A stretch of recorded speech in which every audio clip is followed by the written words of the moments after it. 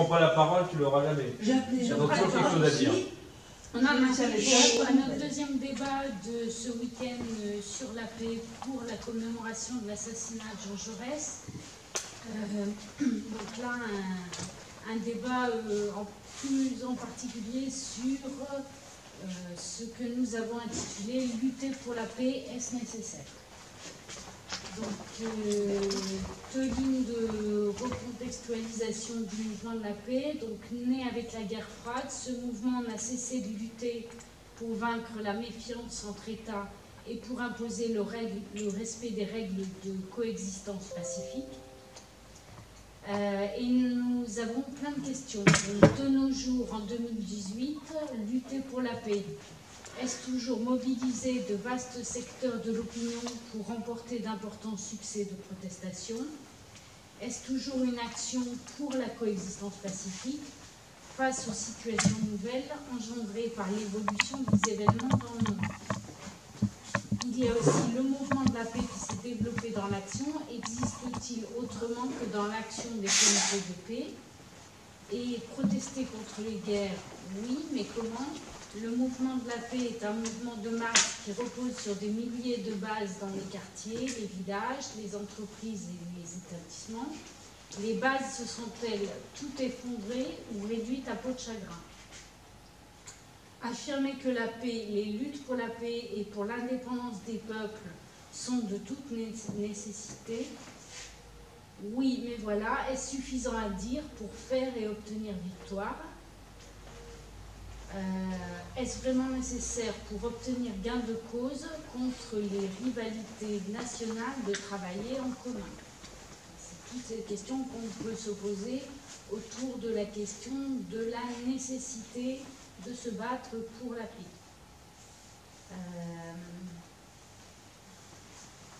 Donc pour vous présenter, vous étiez tourneur, oui. C'est ça?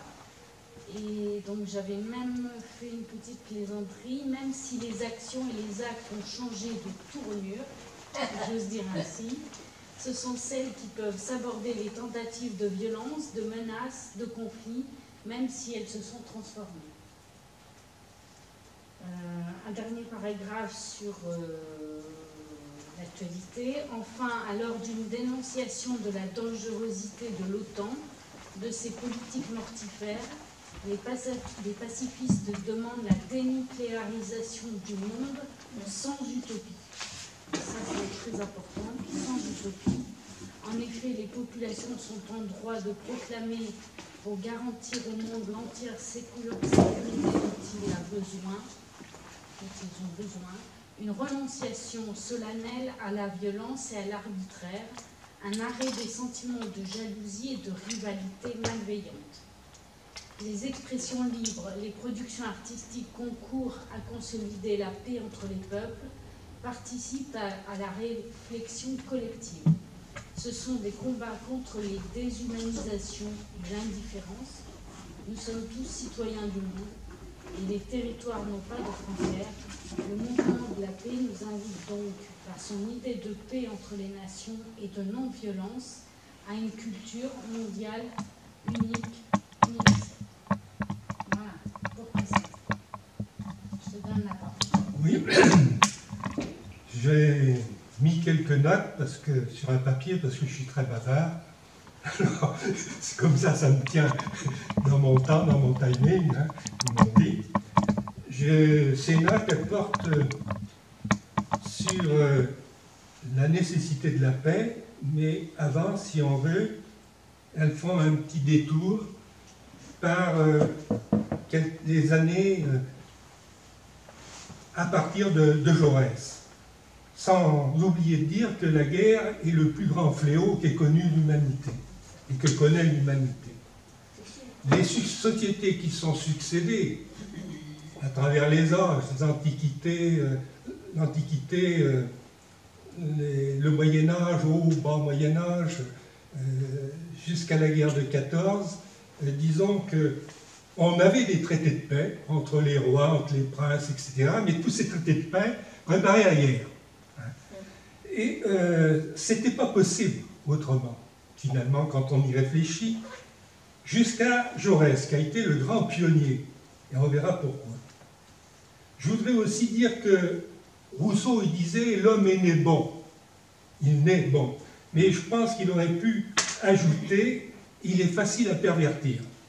Moi, je suis d'une génération de la guerre d'Algérie. J'ai connu tout ça. J'ai connu des braves types,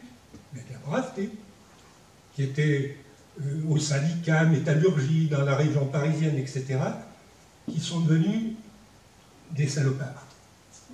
Et pourquoi? Parce qu'il ne faut pas sous-estimer, comment dirais-je, le bureau psychologique de l'armée. Il est capable de tout, d'inventer de tout et de transformer les hommes. Et ça, c'est valable dans toutes les guerres. À tel point que j'ai connu des gens qui ont travaillé avec moi, qui ont participé à des corvées de bois, etc., etc. Mais finalement, ils ont été atteints pour leur vie entière. C'est un espèce de traumatisme en eux, intérieur, qu'ils n'ont jamais arrivé à se débarrasser, qu'ils les a toujours travaillé. Comme quoi, l'homme, il est bon, c'est vrai, pas autrement, mais il est perverti, et souvent perverti, pour en faire parfois des monstres. On peut dire que les guerres modernes commencent à partir de l'époque napoléonienne. Excuse-moi André, mais est-ce qu'on pourrait plutôt dire que l'homme naît vierge? Si on veut, bon. Moi, je répète ce que disait Rousseau. C'est tout. On peut dire que les guerres modernes commencent avec les campagnes de Napoléon. Pourquoi? Parce qu'à partir de ce moment-là, c'est des tueries de masse. Les tueries du Moyen-Âge, etc., étaient malheureusement importantes, mais limitées. Tandis qu'avec les Napoléon, les champs de bataille, c'est 40 000, 50 000 morts. C'est donc l'avancée des technologies, des explosifs, etc. Et on trouve cette avancée qui continue jusqu'en 1870, une guerre dont on parle très peu, mais qui a fait des massacres terribles. Et le socialiste Jaurès, lui, il sera le premier en France à décortiquer les raisons de la guerre. Ce qui lui fait dire, le capitalisme porte en lui la guerre comme la nuée porte l'orage. Il faut quand même comprendre ce que cela veut dire. Et où a-t-il été chercher ça? Que le capitalisme était le principal responsable. Jaurès a beaucoup lu Marx, et notamment le Capital. Et c'est de là qu'il a tiré que, effectivement, le capitalisme, c'était la raison. Comme dans l'Antiquité, etc., bon, au Moyen-Âge, l'envie du gain, etc. Mais c'est le capitalisme, à partir du 19e siècle, qui a été flamboyant, d'ailleurs il n'y a qu'à lire le manifeste, hein, a été flamboyant et a mené finalement, pour ceux qui examinaient les choses, étudiaient les choses sur le fond, que bon, ben, c'était cette société qui était responsable. Et il disait aussi qu'à partir de là, l'humanité n'existait pas encore. Je ne sais pas si vous avez entendu ces choses-là, mais l'humanité n'existait pas encore. Moi, ça m'a toujours frappé. Ça m'a toujours frappé parce que les époques avant, il y avait des humanistes. C'est vrai. Mais l'humanisme, ça va jusqu'à un certain stade. Ça n'explique pas. On est contre la guerre, ils étaient contre la guerre. Effectivement, ils dénonçaient les souffrances, etc. et tout. Mais la raison, c'est ça, pour arrêter la guerre, qu'il faut trouver. Et donc, Jaurès, lui, il a abordé de cette manière les raisons de la guerre. Et il l'a fait dans une époque, vous savez, à partir de la République 1873, 1910, les historiens sont tous d'accord, les journaux, les publications, les bouquins, jamais il n'y avait eu profusion et sans censure. Et alors, ça a permis, bien sûr, à la gauche de s'exprimer, la gauche de l'époque, mais ça a permis, on était en plein Dreyfus, on était en plein procès de Dreyfus, on était, comment dirais-je, cette république ne plaisait pas, la monarchie, l'esprit monarchiste était encore puissant. Donc, il y avait, c'est difficile à imaginer maintenant, mais à l'époque, il y avait des luttes terribles, avec par exemple Maurras et l'Action française. Alors je lisais il y a quelque temps un bouquin qui est édité chez Perrin, où des historiens ont poussé plus loin, et effectivement Maurras, l'Action française, a été à l'origine de l'assassinat de Jaurès. Et il ne pouvait pas, et Jaurès étant seul, étant pionnier, avec, bon, ce qui faisait qu'il était écouté, c'est qu'il avait une aura, il avait une puissance d'orateur, mais il était seul à ce moment-là. Il était, disons, c'est lui qui avait trouvé la clé. Et il ne pouvait que le payer de sa vie. Moi, personnellement, et d'ailleurs, Villain, son assassin, qui était jeune, a passé toute la guerre en prison, et il a été libéré, gracié, en 1919. Là, on retrouve la racine, le capitalisme. On trouve cette racine. Il avait prévu que la guerre aussi serait une véritable boucherie. Parce que cette guerre de 14 qui venait serait une véritable boucherie. Parce qu'on a vu Napoléon, on a vu 1870, et en 1914, alors là, ça a été un progrès terrible dans les moyens de destruction, y compris chimiques, etc. À tel point que même les chirurgiens militaires ont été obligés d'inventer des formes d'opération ou de réparation pour... ils ne s'attendaient pas du tout à ça, ils étaient dépassés. Et... alors, il a donc lutté dans un climat qui était chauffé à blanc, il ne pouvait pas autrement, il ne pouvait pas être autrement qu'il perde la vie. Ensuite, en 1919, eh bien oui, il y a eu le traité de Versailles. Mais le traité de Versailles, il préparait la revanche. Le traité de Versailles, voulu par Clémenceau à son maximum des choses, ne pouvait faire, n'oublions pas que l'Allemagne qui a capitulé n'était pas vaincue. Le traité aussi a permis aux Allemands de retourner leurs armes contre les spartakistes. Mais, ce traité de Versailles portait en germe le colonialisme, le capital français, anglais, essayer de s'accaparer les richesses allemandes, les colonies allemandes, etc. Et en plus, c'est arrivé sur un terrain où, à part l'ARAC, qui était un mouvement d'anciens combattants révolutionnaires, tous les autres, c'était le pacifisme, le pacifisme, le pacifisme. Plus jamais ça, c'est une boucherie effroyable et tout ça. Alors,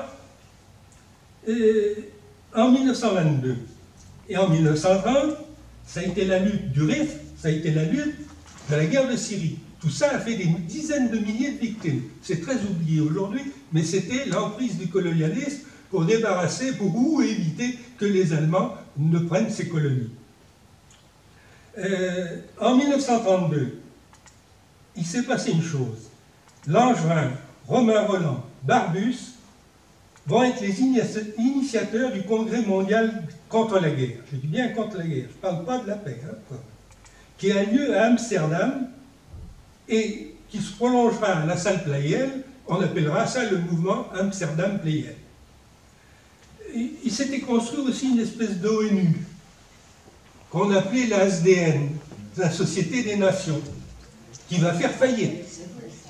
Elle va faire une faillite retentissante du fait que ce pacifisme, il y avait un pacifisme très fort dans la SDN, mais qui donnait libre cours à l'impérialisme anglais, français et italien. La guerre d'Éthiopie a été décidée à la SDN. Comme quoi, cette réunion, cette création, finalement, est complètement passée à travers. Hein. Et je répète, toutes ces choses dans une atmosphère délétère, hein, qui d'ailleurs fera que l'intervention en Espagne, la non-intervention en Espagne, aura, d'autant plus que l'Angleterre dirigeait la diplomatie française. Et que l'Angleterre avait d'énormes ressources, mines, etc., en Espagne. Le choc de la Seconde Guerre mondiale, la découverte des atrocités nazies, le martyre de millions d'hommes et de femmes, sont dans la France d'après-guerre à l'origine d'une crise de la conscience morale. On s'est aperçu que donc il y avait devant toutes ces horreurs, ces saloperies, une conscience morale. Mais pourquoi ces choses, etc. et tout. Une prise de conscience qui amène des personnalités des noyaux religieux, culturels, moraux, à travers des démarches très diverses à prendre position et à s'engager. C'est quand même pas un phénomène de masse, mais cet engagement touche un grand nombre de gens. Cet engagement va s'exprimer en premier lieu sur le terrain de la lutte pour la paix. Alors là, on en arrive directement dans ce qu'on veut discuter aujourd'hui. Une volonté de proscrire l'usage des armes atomiques, surtout. Moi j'étais gosse, je me souviens de ces choses. Par contre, en Indochine, dans le sang et la boue, les scandales, le conflit vietnamien s'éternisait et tendait à s'internationaliser. Bon, il est très connu maintenant, les archives de la CIA sont ouvertes, que les Français ont demandé aux Américains d'utiliser l'arme nucléaire. Truman, il a dit oui, mais c'est vous qui allez la lancer.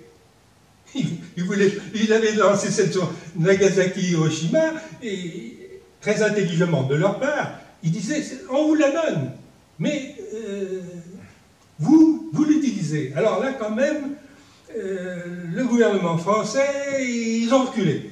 Bien. Et à cette même époque, il y a eu une prolifération de l'arme nucléaire. Hein. L'Angleterre l'a eu, etc., etc. L'Union soviétique l'a eu, et tout. Alors, en France, il y a un homme qui s'appelait Yves Farge. C'est un ancien journaliste au Progrès de Lyon, un grand résistant de 1940. Il a été commissaire de la République à Lyon en 1944, à la Libération, puis ministre du Ravitaillement en 1946. Il est incontestablement à l'origine d'organisations de lutte contre le renouveau du danger de guerre. Pas seul, évidemment, mais le personnage avait du relief et de l'importance. Il n'adhérera d'ailleurs à aucun parti. L'explosion atomique expérimentale de Bikini en 1946, à laquelle il avait assisté, l'avait bouleversé. Il en retint que la liberté et la paix étaient en danger, en péril, par le tournant américain de 1947.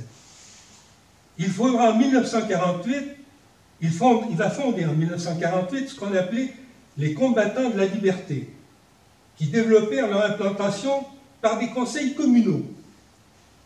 On ne parle pas encore de mouvement de la paix. Hein. Ce gars, il s'est engagé, il avait de la prestance, il avait de l'aura, il était très intelligent. À partir de là, il a un passé de résistant important, donc il est en train de créer ces choses. Mais dans l'intervalle, il s'était produit un fait nouveau considérable.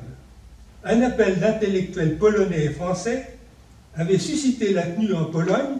Elle devait avoir lieu à Londres, mais ça n'a pas été possible.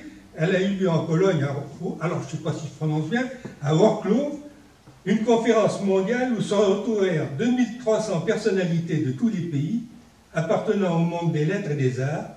Yves Farge, invité en tant que délégué de la France, fut profondément impressionné. Alors en Charente, celui qui devait, entre parenthèses, qui devait y assister, c'était le docteur Louis Ferrand. Il n'a pas pu, et c'est Georges Aymon, un cheminot, et les cheminots, on va les retrouver beaucoup dans la lutte pour la paix en Charente, c'est Georges Aymon qui va aller en délégation en Pologne. Puis, il fut décidé de créer 2 bureaux permanents, un à Paris, un à Prague. Cette organisation fut baptisée Mouvement des partisans de la paix. En 1949, l'appel pour un congrès du mouvement de la paix en Pologne, toujours, aboutit en fait à 2 manifestations distinctes qui se tinrent à Prague et à Paris. Salle Pleyel. Le gouvernement français avait refusé des visas aux ressortissants de l'Est. Pleyel accueillit près de 3000 personnalités, des intellectuels et des représentants de grandes organisations, y compris les églises. C'est ainsi que les combattants de la liberté étaient devenus pour la France mouvement de la paix. Comme ça que...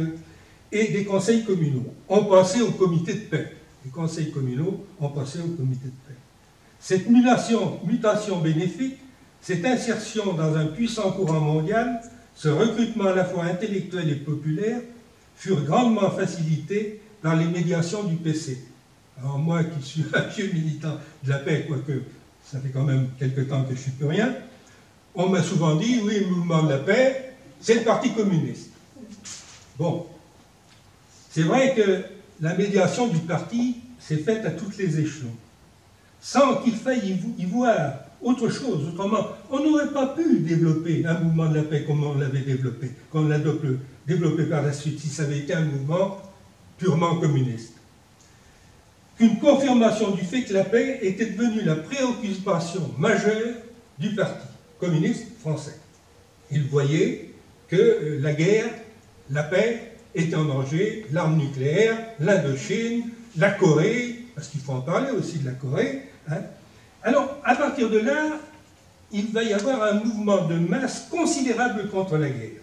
Mais je fais remarquer qu'à cette époque, le Parti communiste était fort, la CGT était forte, et ça compte beaucoup dans la balance.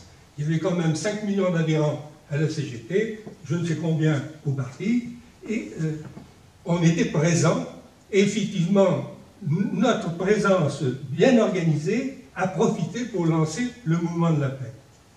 Mais sans arrière-pensée, parce que moi j'ai bien connu évidemment le mouvement de la paix, j'ai toujours vu des diversités de pensées, d'idées très très profondes. J'ai travaillé avec l'amiral Alexandre Sanguinetti, qui n'était pas communiste, et avec qui on a fait un excellent travail. J'ai travaillé avec Durafour, qui était maire de Lyon, de Saint-Étienne, UDR, qui était loin d'être communiste, et qui se sentait très bien, je prends cet exemple pour en prendre d'autres, il se sentait très bien au sein du mouvement de la paix.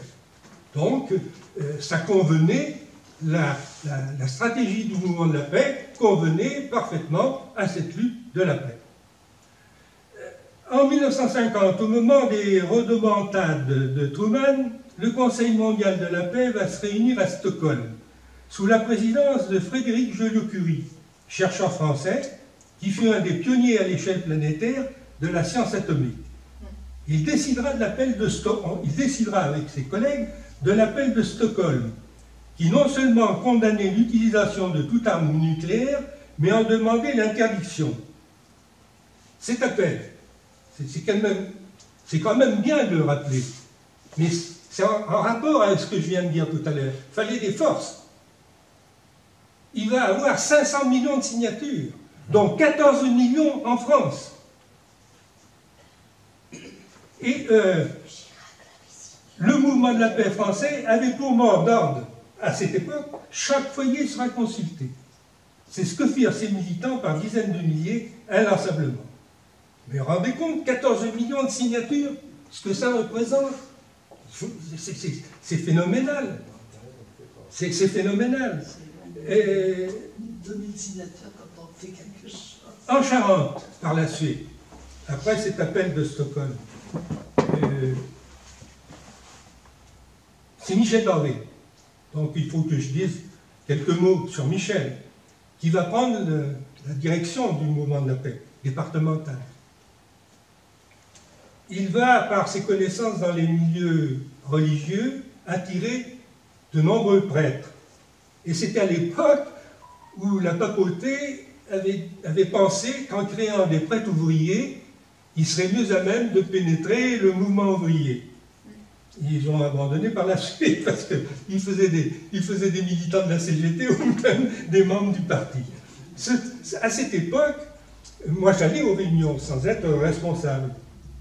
J'ai vu des prêtres repartir de la réunion encadrés par des gendarmes sous le commandement de l'évêque départemental. Bien, on peut dire que dans notre département, les deux piliers du mouvement de la paix, c'est les communistes, les chrétiens et les enseignants. Les enseignants. Après le départ de Michel David, je vais très vite, vous pourrez me poser toutes les questions que vous voudrez, je sortais de la direction du mouvement de la jeunesse communiste.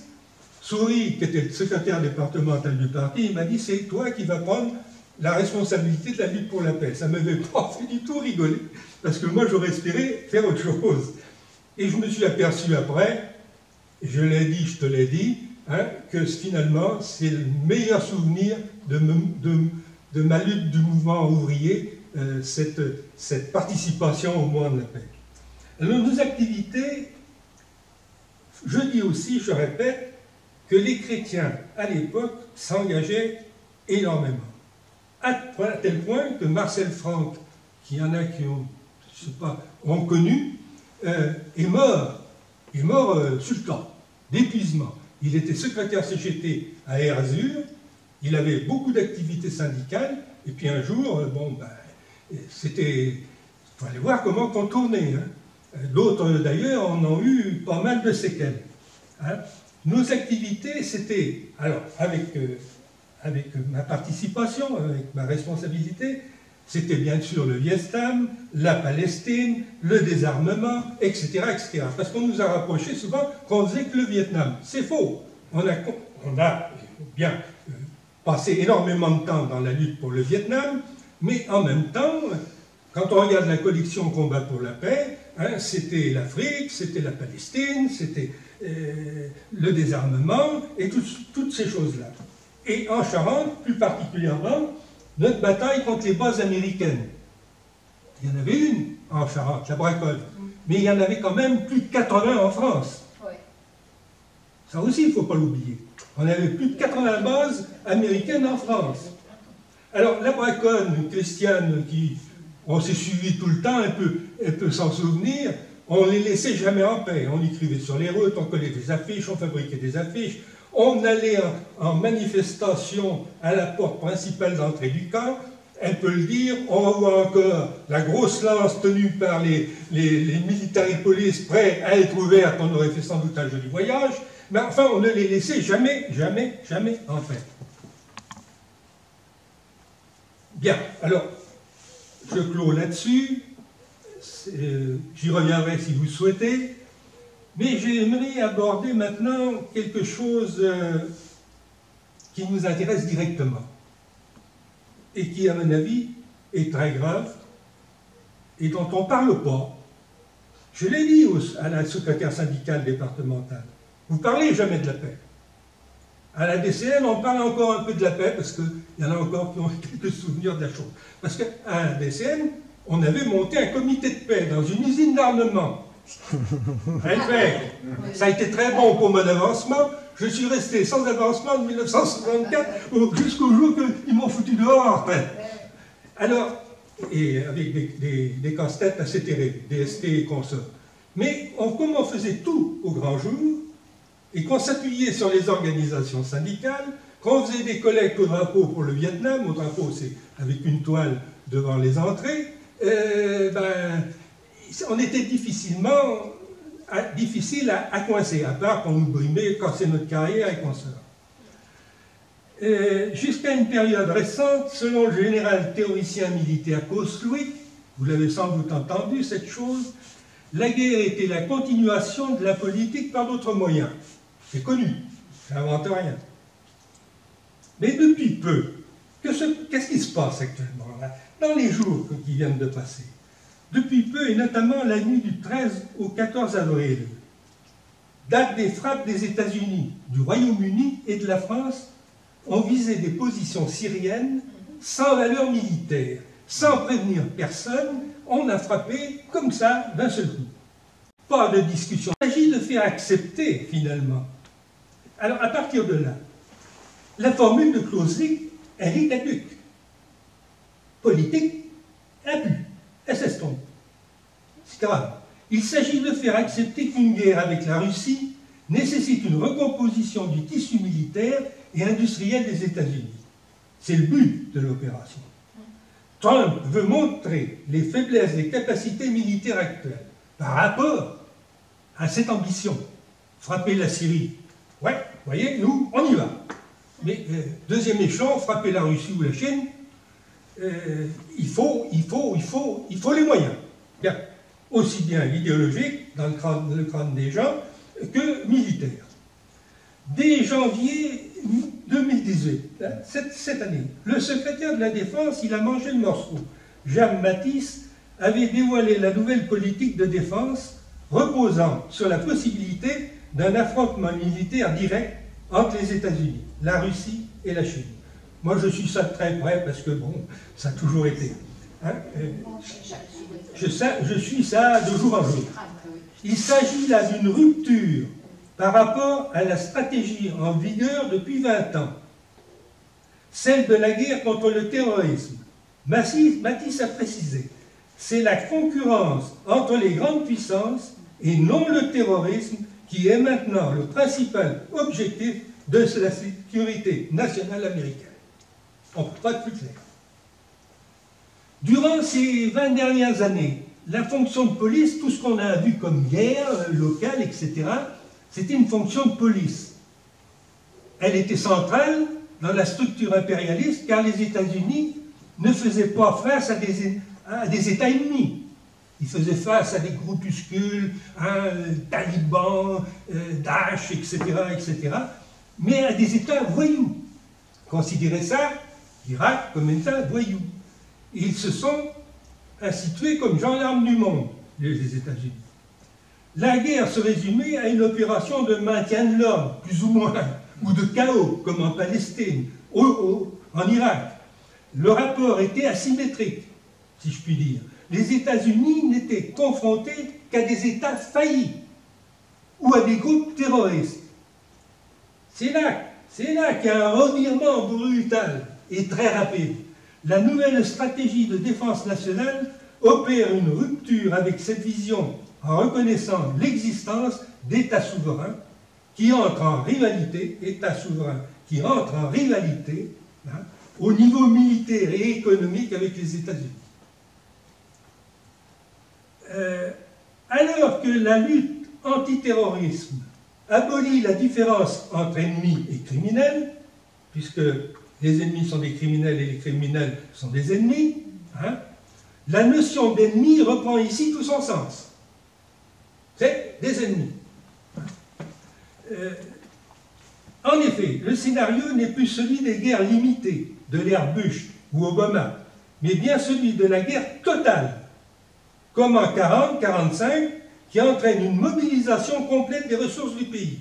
C'est ce que Trump est en train d'essayer de mettre sur pied aux États-Unis. Alors, un mot entre parenthèses de Trump, est-il fou ou quoi? Moi, je dis, il n'est pas fou. C'est mon opinion. Il n'est pas fou. Il est imprévisible, c'est vrai. Mais pas fou. Et politiquement, il sait sur le peuple américain blanc, comment il s'appuie sur le peuple américain blanc et les grands courants économiques du pays. Je vais même plus loin, il est capable d'être réélu. Oui, c'est sûr. Il est capable d'être réélu. Bien sûr.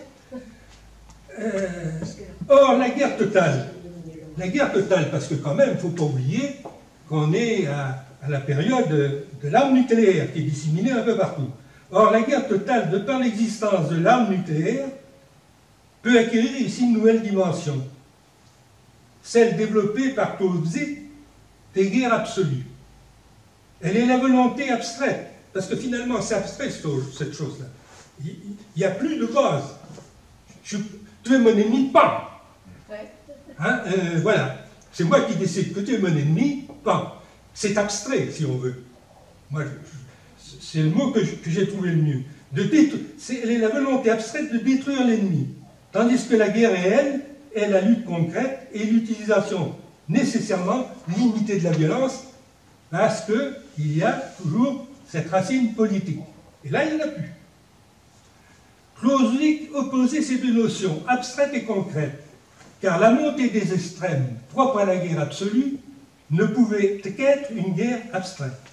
Actuellement, à travers la possible utilisation de l'arme nucléaire, la guerre réelle devient conforme à son concept.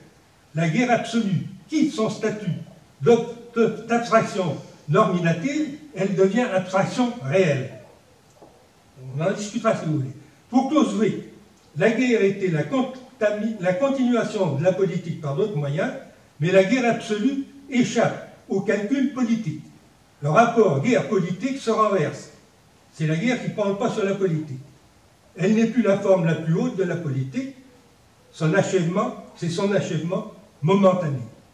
Elle ne se soumet plus qu'à sa propre logique, cette guerre absolue.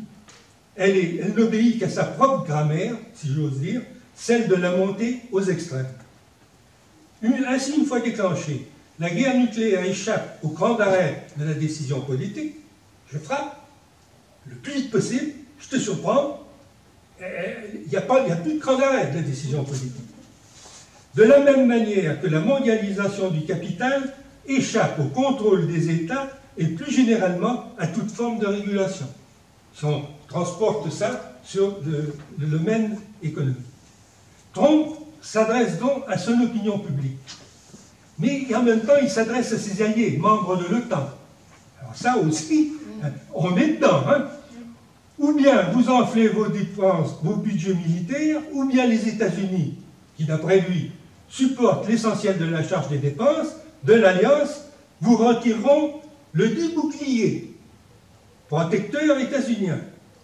Trump s'offusque d'un fonctionnement de l'organisation qui aurait permis à d'autres, en citant explicitement l'Allemagne, ce qui est vrai d'ailleurs, d'investir parce que exempté d'une trop grande charge militaire pour se renforcer sur le terrain économique. L'Allemagne en Europe, elle a été privée d'armée pendant pas mal de temps et d'armement.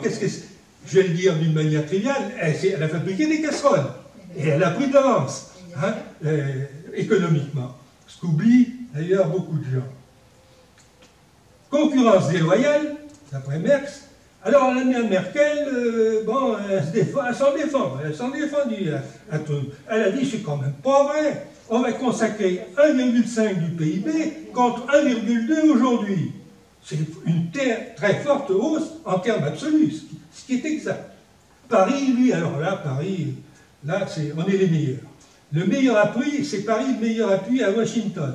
En prévoyant par la loi de progression militaire, adoptée en début de l'année, une forte augmentation des dépenses militaires pour atteindre les 2% du PIB d'ici 2024.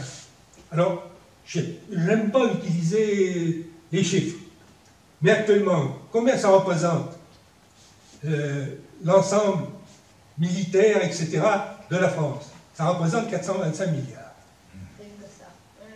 La dette, soi-disant la dette, de la sécurité sociale, c'est 2 milliards. Et puis il y a quoi faire et quoi faire. Hein.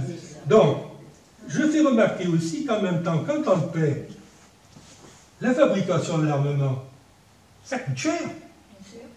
Ça coûte cher. Ça mobilise les meilleurs techniciens parce que, hélas, l'armement est de plus en plus sophistiqué. Ça mobilise les meilleurs techniciens, les meilleurs ingénieurs et les ouvriers les plus qualifiés sur la fabrication de l'armement. Et cette fabrication d'armement, elle rapporte gros, parce que c'est tout au privé maintenant, elle rapporte gros au privé et elle prive les hôpitaux, la sécurité sociale, etc. Alors il ne faut pas oublier, hein, la guerre, c'est destructrice, elle est destructrice, mais la fabrication d'armement dans la paix, c'est destructeur. Et c'est ce qu'au moment de la paix, j'ai été plus particulièrement chargé de suivre et de développer. Cette posture de vassal, la France, semble avoir été promue au rang de stratégie par Macron. Fabrication, armement, déploiement rapide. Voilà la théorie de Macron. On fabrique de l'armement, déploiement rapide. Alors, les gens qui meurent au Yémen, ils meurent sous les armes françaises. Et alors, ça va tellement loin que je vais vous dire quelque chose, une anecdote. Je m'excuse, hein, je vais essayer de terminer rapidement. J'ai le secrétaire syndical des établissements de l'État, de la Fonderie L'Oréal, me disait il y a quelque temps, tu ne peux pas te figurer où la CFDT en est rendue. Mais ça va plus loin que la CFDT, mais ça, j'ai écouté son propos. Il m'a dit, maintenant, on n'a plus de fédération de travailleurs d'État, ils ont liquidé tout ça, progressivement. Alors, c'est une société mixte, avec un comité central, et il y participe en tant que secrétaire, premier secrétaire de la DCLS. Il me dit, mais quand tu vois l'attitude de la CFDT, il tutoie le personnel, le haut personnel du ministère de l'Armement en les appelant par leur prénom, en disant, tu fais bien, hein, faut continuer, parce que de toute manière, si on ne vend pas l'armement, il y en a d'autres qui vont le vendre. Hein. Alors, tiens bon, ça marche, ça continue, tiens bon. Il me dit, c'est effroyable. C'est effroyable d'entendre des choses comme ça dans la bouche d'un syndicaliste, de syndicalistes. Bah, c'est comme ça. Ça montre les difficultés qu'il va y avoir. Hein. Bon. Trump, il fait d'ailleurs, à ce moment-là, basculer le centre de gravité des capacités d'intervention du Pentagone vers l'Extrême-Orient pour contrer la montée en puissance de la Chine, traité, je cite, comme le plus dangereux concurrent et un obstacle majeur au rétablissement de la grandeur de l'Amérique. Alors la Palestine, c'est pas près d'être réglé, hein, malheureusement. Alors Trump, ce qu'il veut, c'est un nouvel ordre mondial, débarrassé des nombreux règlements multilatéraux et non soumis à Washington. Qu'est-ce que je veux dire en parlant de ça? Mais c'est que ça va très profond. Ça va et c'est ce que fait Macron, à la destruction des gains sociaux. La destruction totale des gains sociaux, sécurité sociale, etc. Et il l'a recommandé à Macron. Il a dit de l'argent, il y en a là, vous pouvez en trouver là. Et enfin, dans le mille, avec la politique de Macron. Et donc, il veut exiger, Trump, il veut exiger le maximum de ses alliés de l'OTAN. Alors, pour terminer, comment sortir de là? Enfin, quelle idée lancer pour sortir de là?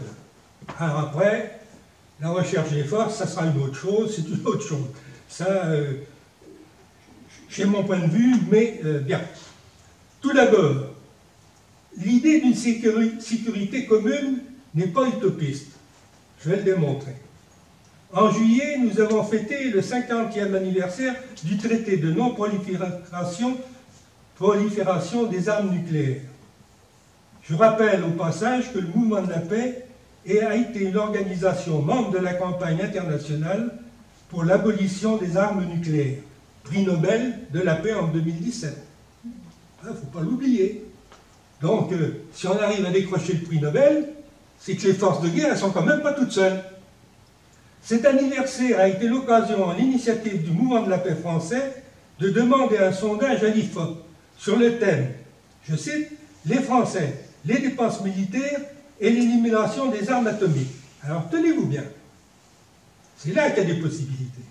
Le résultat était sans appel, 76% des Français sont favorables à ce que leur pays s'engage dans un processus international d'élimination totale des armes atomiques.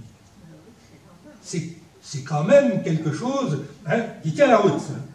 Avec la mise en place l'an dernier à l'ONU du traité d'interdiction des armes nucléaires, ce processus devrait être théoriquement lancé, mais l'avènement de Trump qui demande à ses partenaires de sacrifier 2% de leur PIB a changé la donne, en remettant au calendrier grec la dénucléarisation de l'arsenal mondial. Ah oui, l'ONU, il faut bien se rendre compte, il est affaibli. Il est affaibli. Et là, Trump, par son initiative, est en train de mettre des cales sous la machine. C'est pourquoi il faut non seulement pousser la France et les autres pays européens à sortir de l'OTAN, mais aussi à relancer dans l'urgence l'idée d'une sécurité commune et de coopération, il ne faut pas oublier l'économie, surtout en Europe, qui s'était déroulée en 1975 à Helsinki. Nous avons déjà eu par le passé la preuve que lorsque les hommes et les femmes de bonne volonté voulaient se mettre au service des peuples, la paix pouvait y gagner. Mais cela implique plus que jamais la réduction des inégalités à partir des plans concertés et dirigés à partir de l'ONU. Réduire ces inégalités en Afrique, etc. Parce que la paix, vous pouvez parler de la paix pendant 100 ans à quelqu'un qui a le ventre vide, lui d'abord, s'il veut, c'est manger. Mais cela implique plus que jamais la réduction.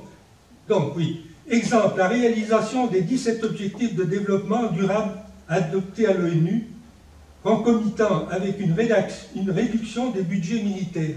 Alors le fric qui passe, hein, on le passerait dans le développement des pays. Il est vraiment urgent de relancer l'idée d'un Helsinki 2, qui avait été une réussite en matière de construction de la paix.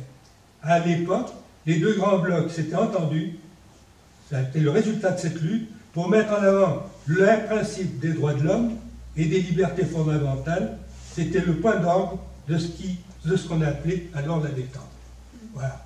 Bon, je ne sais pas si j'ai donné des éléments pour discuter, hein, si j'étais trop long ou trop court, je n'en sais rien. Voilà. Très intéressant. Oui, c'est en quelle année le Helsinki hein, Qui a abouti au désarmement en 1975. Mais la fondation du Conseil mondial de la paix, c'est en 1949. Le premier secrétaire était un Français, un copain à moi, il s'appelait Jean Lafay. Il était plus vieux que moi, il avait été déporté à Buchenwald, et il a écrit, c'est un écrivain, il avait écrit un best-seller qui a été traduit en 14 langues. Il avait pris comme titre la déclaration d'Hugo, ceux qui vivent, ce sont ceux qui luttent. Mais oui. Il est venu souvent chez moi d'ailleurs, c'est un copain extraordinaire. Oui, peut-être. Oui, dans ce qui peut nous préoccuper peut-être dans la situation internationale, c'est la montée, je dirais, des nationalismes, je pense en Europe, mais dans le monde, et Trump en fait partie d'une certaine façon. Enfin, c'est pas qu'il n'y en avait pas auparavant, mais c'est l'accentuation de cette vision nationaliste du monde. Hein. D'ailleurs, sa théorie économique, c'est pas difficile, ça se traduit y compris au niveau militaire, c'est de traiter le moins possible avec des blocs et le plus possible avec des États, de façon à avoir des rapports de force qui sont favorables évidemment aux États-Unis, puisque c'est encore la première puissance du monde. Qui veulent rester.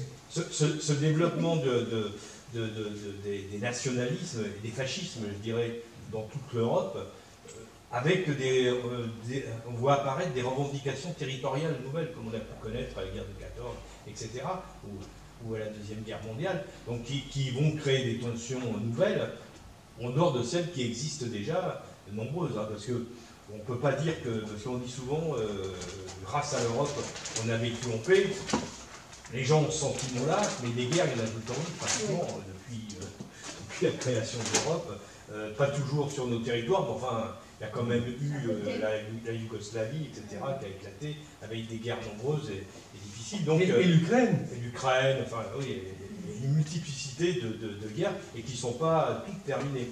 Donc ça, c'est un des éléments préoccupants de risque de tension mondiale, je pense, auquel il faut quand même avoir une grande attention. Et puis après, évidemment, il y a les... Parce que les guerres, elles se déclenchent quand même en général par des intérêts économiques. Et le danger des États-Unis aujourd'hui, de Trump, évidemment, c'est la compétition qu'il a économique avec la Chine, moins avec la Russie. Parce que la Russie, à côté de la Chine, c'est encore, je ne dis pas un nain, mais c'est un pays de second ordre, à mon avis. Et donc, de ce point de vue-là, c'est pareil. Les risques de guerre, c'est ce qui s'est toujours passé dans l'histoire, c'est de se dire, pour détruire un ennemi économique qui peut nous dominer dans pas très longtemps, hein, et on pense que la Chine, à différents moments, peut dépasser les États-Unis. Hein, on voit qu'on est juste à la limite, et ça peut arriver à tout moment. Donc, de ce point de vue-là, la guerre a souvent été la solution des impérialistes pour se débarrasser d'un ennemi un peu trop important. Alors après, l'autre élément très préoccupant, c'est l'accroissement des dépenses de guerre dans le monde. Partout, de tous les budgets, alors tu as donné plein d'exemples, hein, mais les États-Unis, la multiplication des dépenses d'armement sont considérables. En Europe, à la demande de Trump, mais il n'y a pas que à la demande de Trump, hein, avec la volonté que tous les budgets des États européens, membres de l'OTAN en particulier, arrivent à 2%. Hier, la jeune femme là, qui est venue nous parler de la Russie était très préoccupée aussi des dépenses militaires de la Russie, qui sont pourtant très faible comparée à celle des États-Unis, hein, à peu près au niveau de la France. Pour dire que c'est pas des dépenses qui paraissent exorbitantes, mais en même temps, aujourd'hui, elles atteignent 2,5% du PIB, ce qui est quand même relativement élevé. Donc tout ça montre qu'effectivement, on peut être, mais tu l'as bien expliqué, très préoccupé sur les dangers à venir du monde dans lequel on va vivre. Hein, parce qu'on a le sentiment, c'est vrai, c'est peut-être pour ça qu'aujourd'hui, la question de la paix n'apparaît pas prioritaire pour les gens, dans la tête des gens, parce que, bon, ils ne sont pas confrontés directement à la guerre. La France fait la guerre partout dans le monde. Aujourd'hui, avec la façon dont on fait la guerre, il y a peu d'enfants de nos familles qui sont concernés par les risques, hein, parce que la guerre d'Algérie, c'était ça, hein, évidemment, et ça a mobilisé très fortement la guerre du Vietnam. C'était pareil aux États-Unis. Hein. On allait là-bas, mais les soldats allaient souvent mourir, ils pouvaient mourir. Et donc, oui, mais il y en a aussi maintenant. La façon, Il y en a aussi oui, mais maintenant. c'est pas. Vous voyez, dès qu'il y a un Américain qui meurt, c'est un problème. Donc on voit bien que la façon dont les Occidentaux, avec les armes dont on dispose, font la guerre, sont des guerres d'une nature complètement différente. Et le rapport qu'ont les gens aujourd'hui avec la paix et la guerre est plus compliqué à les aider à percevoir le danger qu'on est en train d'évoquer. Donc c'est une des questions qu'il faut se poser, c'est comment faire pour les alerter, pour montrer qu'à un moment donné, le danger est réel et que ça peut leur tomber dessus à tout moment. Et bien évidemment, là, il faudra réfléchir à comment s'y prendre, quoi. Comment régénérer ce qui a été la force du mouvement de la paix à une époque, qui existe encore, mais à mon avis, les questions, elles sont toujours d'actualité aujourd'hui, d'une autre nature, surtout que la guerre atomique, elle est aussi d'une autre nature, par rapport, y compris à celle qu'on a vécue jusqu'à présent. Il y a eu au moins 50 millions de morts, enfin les chiffres on peut en discuter, à la Deuxième Guerre mondiale, il y a eu 10 millions à la Première Guerre mondiale. Une guerre atomique, ça peut être encore d'une autre nature.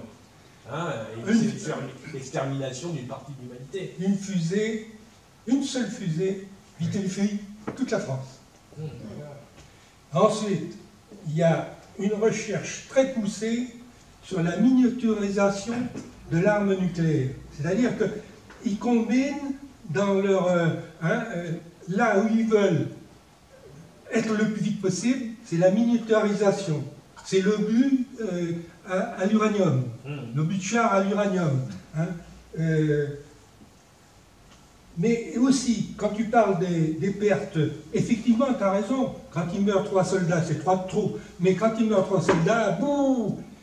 Mais ce qu'on met pas assez en avant, et ça, ils l'évitent. Ils disent au contraire, c'est des frappes chirurgicales, hein, ça tombe exactement où on veut, ça traite,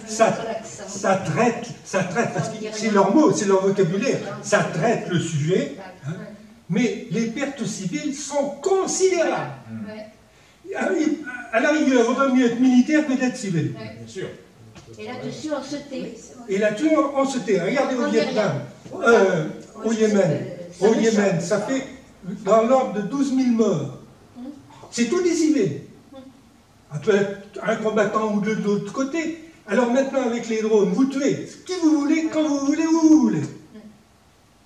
Alors, tu as parfaitement raison, mais le grand problème maintenant, c'est, je le répète, quand on a réussi à créer ce mouvement de la paix, à l'échelle mondiale, on était sur une base, sur une lancée d'horreur qui s'était produite, et on était sur une lancée de forces démocratiques puissantes qui avaient réussi à mettre le nazisme, le fascisme à genoux.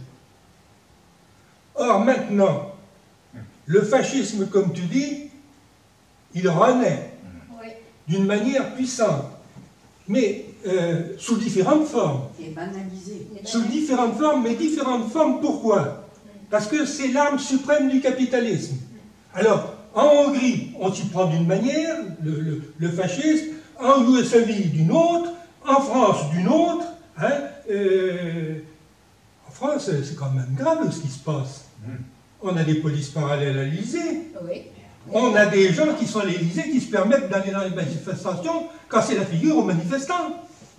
Mais ça, est-ce que c'est pas un dérapage à la française vers des méthodes totalitaires et le totalitarisme? Bien sûr. Alors c'est très grave. Oui. Alors, Au moment que l'appel de Stockholm a été créé, en Tchécoslovaquie, en Pologne, partout, les signatures ont abondé. Mais le mouvement, tandis que maintenant, il faut bien le reconnaître, regardez, par exemple, la force qu'a donné le Parti communiste, sans tirer la couverture au Parti communiste, mais la force qu'a donné le Parti communiste par son implantation, etc. Moi, je me rappelle, Sourine disait, on faisait plus que ça. Tous les soirs, on était partis. Oui. Mais à ce moment-là, il y avait un parti qui tenait la route, puissant. Il y avait une CGT, je répète, avec 5 millions d'adhérents, qui était partie prenante. Alors, pour occuper tout le pays, ça allait. Pour partir tous les soirs, ça allait. Ils faisaient des colonnes, ils partaient avec une voiture, il n'y avait pas de voiture comme maintenant, à 7-8 dans la voiture, ils faisaient un endroit, puis en revenant, le gars, il reprenait tous ceux qu'il avait essaimés en route. Mais faut être réaliste, que ça nous plaise ou ça ne nous plaise pas. Oui, mais on dénonçait ce qui se passe. Oui, mais... Tandis que là, actuellement, on ne dénonce rien du tout. Oui, mais pourquoi? Il faut être réaliste, que ça nous plaise ou que ça ne nous plaise pas. Regardons autour de nous. Bon, quand je vois le parti, je vois des têtes blanches. Je vois rien derrière. Je ne suis pas médisant, je n'accuse personne. C'est plutôt pour essayer de chercher. Quand vous regardez la CGT en Charente, je dis c'est lamentable. Alors je ne me fais pas bien voir, je m'engueule, mais je m'en fous. Jamais personne ne m'empêchera de dire ce que j'ai envie de dire. Et dans les réunions des retraités CGT, il y a des retraités. Il y a des retraités, mais ils regardent leur bout de soulier. Mais c'est là, ce à quoi nous engage Trump, c'est très grave. Un de ces 4 matins, on peut se retrouver, et ceux qui seront tués sur le coup seront les plus heureux. Parce que le capital, il ne reculera pas. Il y en a qui me disent, oh, j'en ai entendu dans ma vie. Oh, tu penses, ils n'utiliseront pas l'arme nucléaire parce que ça tuerait les gros. Ils s'en foutent. Ils ont toujours dans l'idée qu'eux, ils auront un petit paradis anti-atomique, et ils l'ont d'ailleurs, où ils pourront, et ils attendront, ils peuvent tenir 1 an. Ils se fichent de ça. La Russie, tu me disais, elle est moins performante que la Chine, tu as parfaitement raison, mais la Russie ne lui pardonne pas, 1, son passé, 2, elle a des grands territoires qui sont très riches. Bah, c'est ça qui les intéresse. Et ils veulent absolument, absolument rester les maîtres du monde. Alors, ils aliènent complètement la conscience des gens. Mais au moment où, excuse-moi, au moment où le truc d'Helsinki a été signé, l'humanité est tirée à 500 000 exemplaires. Maintenant, elle tire à combien? 45, 50 000? La vie ouvrière, etc. et tout. Alors, vous pensez bien, Gramsci, j'y reviens souvent, il s'appuie sur Marx, sur l'économie de Marx. Évidemment, il ne parle que d'économie sans développer l'idéologie, les idées contre les dominants. Eh bien, c'est comme si on ne faisait rien, ou pas grand-chose. On doit marcher, comme disait mon camarade Bérodi, un révolutionnaire doit marcher sur ses 2 jambes, économie et politique. Alors, peut-être un des éléments aussi qui peuvent freiner la conscience des gens, me semble-t-il.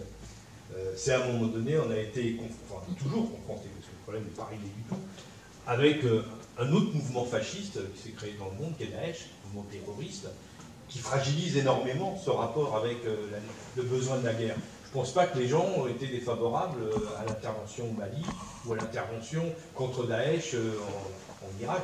Et on peut le comprendre d'une certaine façon, parce que c'est vrai que quand on voit des attentats à Paris, à Bruxelles ou aux États-Unis, de ce point de vue-là, ça préoccupe les gens. Et donc il faut aussi expliquer ce phénomène-là. C'est comment on peut être partisan de la paix, mais en même temps combattre avec les moyens nécessaires ces mouvements fascistes qui existent dans le monde et qui, de ce point de vue-là, je le disais encore dans l'Humanité ce matin, on voyait qu'aujourd'hui, ils recommencent encore une activité destructrice. Qui est entretenue. Voilà, mais parce qu'en permanence, derrière, les causes qui le provoquent, elles existent toujours. Au Mali, on n'a rien réglé.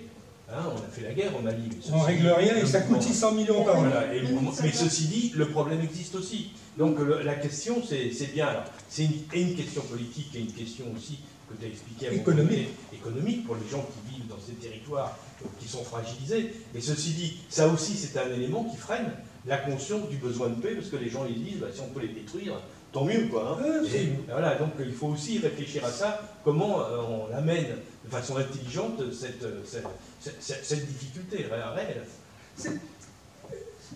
Si tu veux,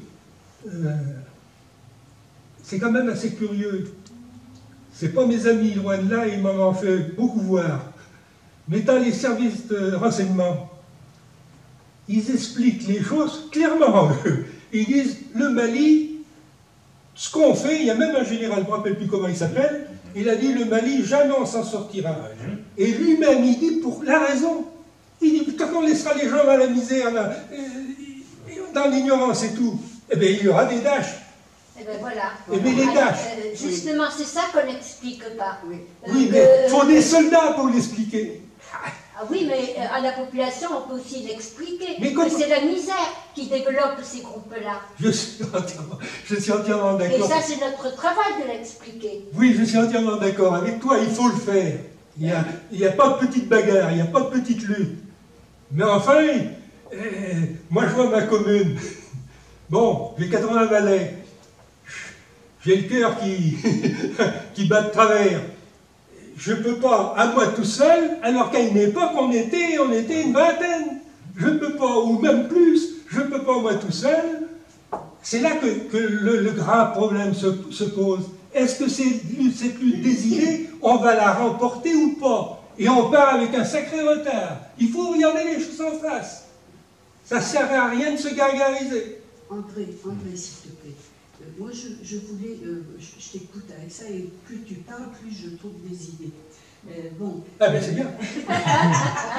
Bon. C'est vrai parce que tu soulèves les bonnes questions. Voilà. Justement. Bon, tu dis, parce que bon, finalement, l'histoire de la paix, la guerre, je pense que ça ne touche pas que les communistes, hein, ah ben non. ni la droite, ni la gauche, ça doit toucher chaque citoyen. Hein. Donc c'est une affaire universelle, hein, et c'est une notion de grande valeur. Bien. Alors, moi, il y a une chose qui m'ennuie, et comme disait Gérard Fall, lui, ça, il y a autre chose qui m'empêche de dormir. Moi, c'est ce qui m'empêche de dormir, c'est tous les jeux vidéo que l'on propose à la jeunesse, où la guerre est un jeu. Tu ouvres la télévision, si dans un film il n'y a pas de mort, hein, c'est que c'est un con. Et c'est pas manier les armes. Et finalement, toute cette génération d'enfants est élevée dans ce climat, voilà, où la guerre est présentée comme un jeu. Autre chose, ces enfants qui sont nés malheureusement dans cette période, eh bien, ils ont vécu tous les jours avec des morts, que ce soit en Palestine, en ceci, en cela. Qu'est-ce qu'ils vont devenir, ces enfants, qui n'ont pas eu comment dirais-je, de présent heureux, où à chaque information, hein, il n'y a que des morts. Tu ouvres la télévision, c'est du spectaculaire, c'est du sang, c'est que des morts. Donc je me demande justement, si ces jeunes, eh bien finalement, ben, ce sont des proies faciles. Voilà. C'est fait pour. Voilà. Alors, quand tu disais, bon, c'est vrai que nos forces sont diminuées.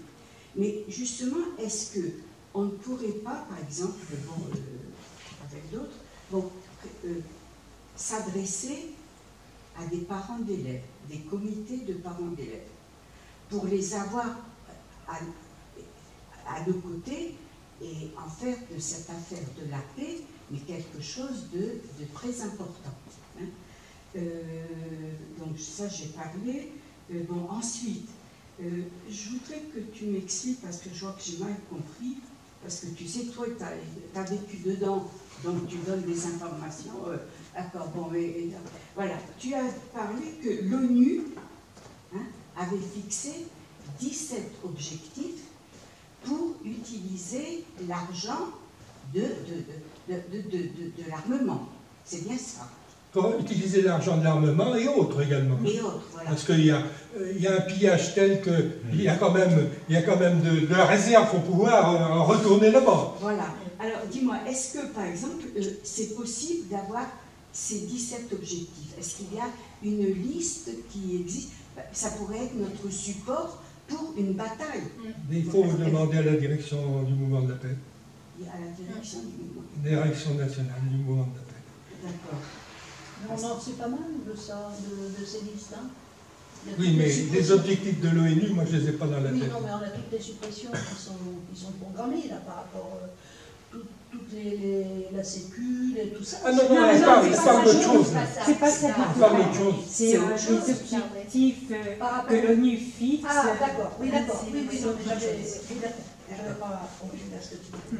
Et après, bon, tu as soulevé le problème de ce qui se passe en France. Et c'est vrai que c'est extrêmement grave, hein, puisque bon, l'objectif, c'est de déstabiliser le monde entier. La République n'existe plus. On fait tout et n'importe quoi, comme tu disais. Non, pas n'importe quoi, ils savent ce qu'ils font. Oui, d'accord, oui. Ça très bien, Oui, voilà, c'est ça, oui, je vais souvent Il faut parler juste quand... Nous, ça va très bien là entre nous, on se comprend. Mais quand tu es dans une salle où tu as des gens qui viennent pour écouter, pour savoir, si tu leur dis n'importe quoi, d'ailleurs c'est dans la tête des gens. Et les gens, ils te disent, bon, ce gouvernement, il fait n'importe quoi. Non. Trump, c'est un fou. Sur le marché, tu entends dire des choses comme ça. Oui. C'est là qu'il faut redresser. Non, il ne fait pas n'importe quoi. Oui, d'accord. C'est calculé. Oui. Et alors donc, est-ce que tu as eu l'occasion d'écouter l'intervention de Toubon? J'ai lu de ses interventions, mais je ne l'ai pas écouté. Mais je sais qu'il fait du bon travail. Voilà, parce que bon, il a été convoqué au niveau donc, des défenseurs des droits de l'homme. Écoute, ça a été un cours. Ça a été un cours, d'ailleurs, ils l'ont repris dans l'Humanité. Non, mais... Je crois. Et je me suis dit, bon, est-ce que éventuellement, on ne pourrait pas faire appel à cet homme? Il défend l'homme. Il défend l'homme. Et justement, pour essayer, nous, de donner une dynamique à ce mouvement, parce que je crois que tout le monde est conscient de l'urgence de reparler de la paix et de combattre la guerre. Voilà. Conscient. Tu vois? Non, tout le monde n'est pas. Oui, mais enfin, nous, je parle de nous. Ah, nous, quoi, voilà, bon, voilà, non, puis il y a quand même beaucoup de parents, quand même, qui veulent un autre avenir pour leur enfant, Je reviens sur ce que tu dis par rapport aux gosses, là. Les jeux vidéo où on voit le massacre, etc. et tout. C'est d'ailleurs calculé, tout ça. Ça fait partie de... Mais ces jeunes, finalement, ils aiment ça. Ils n'ont jamais vu mourir quelqu'un en direct. Oui. Ça, c'est autre chose. Oui. Parce que celui qui meurt à la télévision, c'est rien du tout.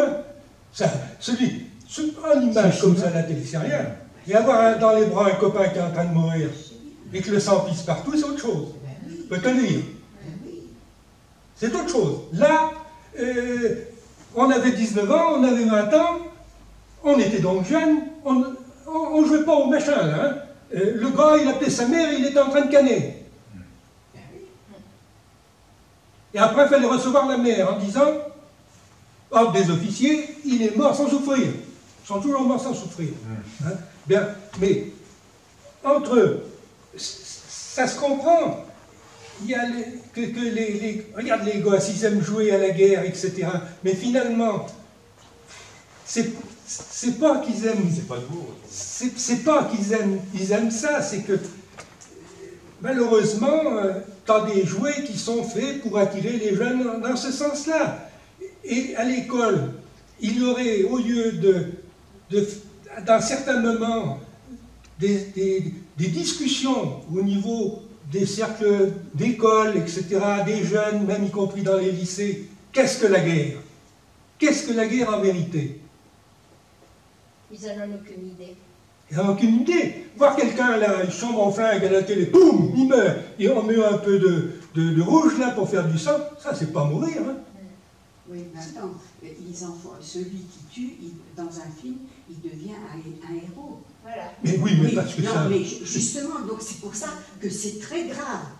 On dévie les valeurs, hein, pour être un héros. Au nom de quoi être héros? Pour la nation? Pour les gens qui tuent les autres? Mais c'est ça, donc est-ce qu'il faut s'adresser? Il y a un danger là. Il y a un danger. Ceci dit, bien sûr, tu as raison sur les dangers des jeux vidéo violents, sans les exagérer, mais tu le dis un peu d'une certaine façon. Mais il ne faut pas oublier que quand nous, on était enfants, les jeux des enfants, c'était les petits soldats. Hein, ils jouaient à la guerre, c'est comme ça. Hein. Les cow-boys et les indiens, je me rappelle de ça. Hein. Et c'était aussi, on jouait à mourir, etc. Bon, c'est pas complètement nouveau, ça a pris des dimensions nouvelles. Mais ceci dit, que ce soit les enfants ou les adultes aujourd'hui, sur les questions de la paix, il a sorti les sondages tout à l'heure, qui sont intéressants. 76%. Les gens, peut-être qu'on n'arrive pas à leur faire percevoir aujourd'hui les dangers de la guerre. Ceci dit, ils sont partisans de la paix, profondément. Et ils le disent très clairement, quand ils disent qu'ils veulent le désarmement nucléaire, c'est pas par hasard. D'abord parce qu'on a des gens quand même de plus en plus éduqués. Il ne faut pas prendre les gens tous pour des imbéciles. Les gens, ils écoutent, ils comprennent le monde. Bon, ils ne le traduisent pas toujours comme on le voudrait. Il a souligné, peut-être qu'à l'époque où il y avait un parti communiste puissant, hein, quand tu avais 700 000 adhérents au parti communiste, c'est sûr que c'est différent que quand on a 60 000. C'est clair. Quand tu avais, malgré tout, l'Union soviétique qui existait, qui était un des éléments qui concouraient à la bataille pour la paix. Hein, ça a toujours été le cas. Bon, après, mais je dirais, même aujourd'hui, la Chine, c'est pas un des éléments qui concourent à la guerre, aujourd'hui. L'armement de la Chine se développe, tout ça, mais ceci dit, pour se protéger, et c'est pas eux qui sont belligérants, ils n'ont pas, comme les Américains, des fusées qui entourent la Russie, donc le danger, aujourd'hui, on peut pas dire qu'il vient de la Chine, mais il vient vraiment des États-Unis. Donc je pense que, évidemment, les gens ne sont pas complètement en dehors des réalités, mais ils n'en comprennent peut-être pas les risques, parce que rien n'est fait pour leur montrer que ce qu'on vient de dire, les risques existent. Alors après, bon, il y a la question de la propagande. C'est sûr qu'on pourrait avoir un parti communiste plus fort. Alors moi j'y crois, je suis communiste, donc j'y crois, malgré mon âge, j'y crois. Et j'y crois pourquoi? Parce que, j'espère surtout, je pense que le parti, il va y avoir un congrès, réfléchir à comment on peut faire aujourd'hui, parce que c'est ça ma question, pour faire que les jeunes viennent vers nous. On n'a pas besoin d'un parti qui revienne en arrière et qui se replie sur lui-même, hein, parce que les jeunes n'y viendront pas, mais de se dire aujourd'hui, l'idée communiste et la question de la paix fait partie des éléments, quand on est communiste, un élément essentiel. Comment on peut faire qu'à un moment donné, les jeunes, ils y trouvent leur compte? C'est quoi aujourd'hui qui va faire que des jeunes vont être attirés vers notre parti? Moi, je crois que c'est possible. Je crois que le communisme, c'est une solution pour l'humanité, à condition d'être vraiment communiste, de présenter vraiment aux jeunes ce que c'est d'être communiste, sur les questions de la propriété, sur les questions de fond qui touchent la vie en société. Et de ce point de vue-là, peut-être qu'on n'y va pas au niveau qu'il faudrait, de mon point de vue. Hein. C'est ce qu'il faudrait. Pour faire qu'à un moment donné, parce que quand il y a eu les mouvements en 67, les grandes manifestations pour le Vietnam, c'était les jeunesses communistes, c'était les jeunes qui étaient là aussi. Hein. Et on a mis même sur les rails pour que les trains ne démarrent pas à Paris. Hein. Voilà, on faisait même des chansons. Voilà. Justement, je t'ai chanté la chanson qu'on avait faite contre la guerre du Vietnam. C'est dans l'action qu'on entraîne les gens. Et aujourd'hui, moi j'ai l'impression qu'on manque d'action. Je ne sais pas, ou alors on communique par Internet, tout le monde ne sait pas faire Internet, donc il n'y a pas le contact humain, la discussion, l'entraînement, donc ça manque. Moi je le dis très souvent. Voilà. Je le dis très souvent et je me heurte d'ailleurs avec des jeunes qui pensent que les réseaux sociaux, ça suffit. Non. Et moi je dis, rien ne remplacera. Il faut se servir des réseaux sociaux, mais rien ne remplacera le contact homme à homme. Oui. Parce que chacun est différent. Bien sûr. On n'aborde pas une question avec l'un comme avec l'autre. Bien sûr. Il y a toujours un, tiens, celui-là, il voit la chose comme ça, etc. Hein? Il y a une chose aussi qui gêne, c'est que la crise économique, elle tire sur notre peuple, hein? Elle est dure. Hein? Et je voudrais aussi souligner que la question économique, elle doit être au centre de la lutte pour la paix. Quand l'Union soviétique s'est effondrée, on a assisté à une augmentation des prix, à quelque chose de considérable. Pourquoi? Parce que quand on pense qu'il y en a eu des erreurs, etc. et tout, la rivalité entre l'Union soviétique et le capitalisme faisait qu'ils étaient obligés de tenir quand même un minimum de choses, que là, après, la route était libre.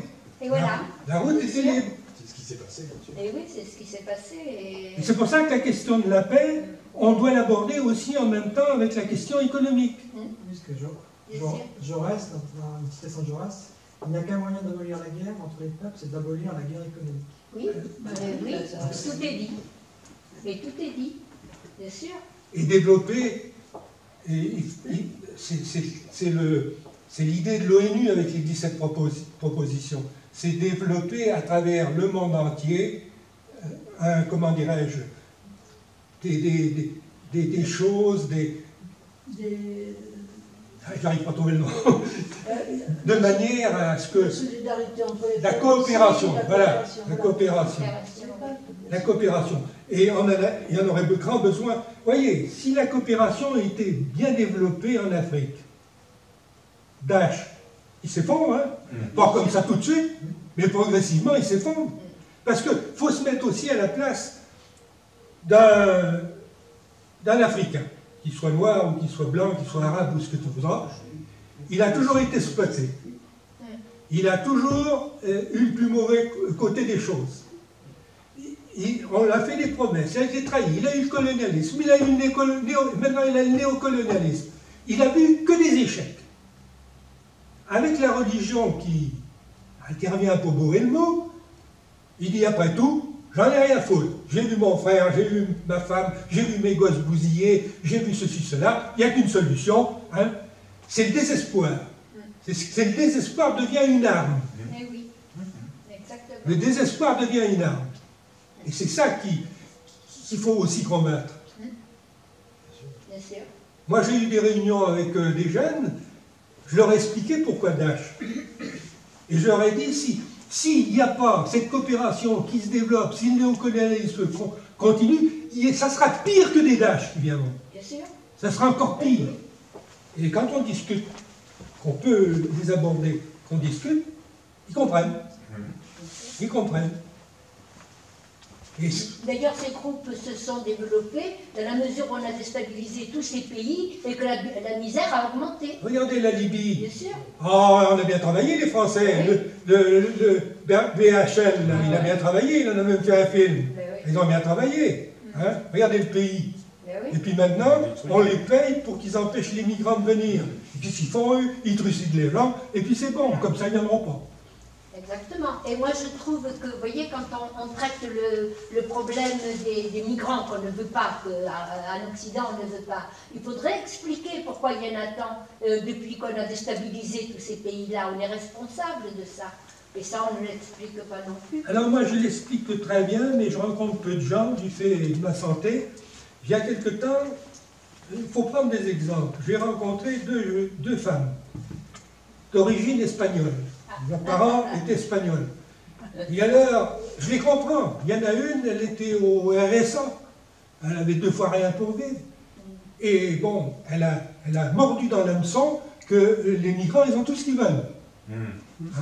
Ils ont, le racisme était puissant dans sa tête. Je l'ai mis KO avec l'idée suivante. J'ai dit, écoute, elle s'appelle Martinez, les deux. J'ai dit, moi j'ai bien connu tes parents, j'étais gamin. Quand ils sont arrivés en France avec d'autres Espagnols, Rolette, c'est le village où j'habite, était à 50% espagnol. Les gens de l'époque, mes parents et les autres, ils ont fait leur maximum. Ils avaient qu'une valise, des fois rien dedans. Ils les ont logés, ils les ont aidés, etc. Ils ont fait ce qu'ils ont pu. Si on n'avait pas fait ça, tu serais là, toi? Alors je ne vois pas pourquoi c'est beaucoup plus facile de taper sur ce qu'il y a en dessous de soi que de taper en haut. J'ai dit, pourquoi vous ne vous redressez pas contre ceux qui sont responsables de ça?